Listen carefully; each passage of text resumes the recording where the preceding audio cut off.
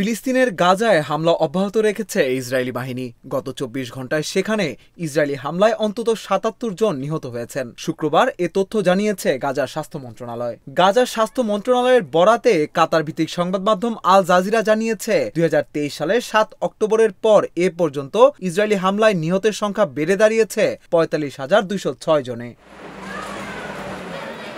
সেই সঙ্গে ১,০৭,৫১২ জন ফিলিস্তিনি আহত হয়েছেন। শুক্রবার গাজার স্বাস্থ্য মন্ত্রণালয় বলেছে, অবরুদ্ধ গাজা ও ক্ষতিগ্রস্ত অন্য এলাকার হাসপাতালের দেওয়া তথ্যে দেখা গেছে গেল ২৪ ঘন্টায় ৭৭টি মরদেহ পাওয়া গেছে। একই সময় আহত হয়েছেন ১৭৪ জন। অন্যদিকে ফিলিস্তিনি ভূখণ্ডে জাতিগত নিধনের স্পষ্ট লক্ষণ রয়েছে বলে জানিয়েছে ডক্টরস উইদাউট বর্ডার্স। গাজার ডেথ ট্র্যাপ নামে প্রকাশিত তাদের এক প্রতিবেদনে এ কথা বলা হয়েছে। ১৯ ডিসেম্বর আরেক প্রতিবেদনে বৈশ্বিক মানবাধিকার সংস্থা হিউম্যান রাইটস ওয়াচ বলেছে, ইসরায়েল পানি সরবরাহ ব্যবস্থা বন্ধ করে ফিলিস্তিনের গাজা উপত্যকায় গণহত্যা চালাচ্ছে।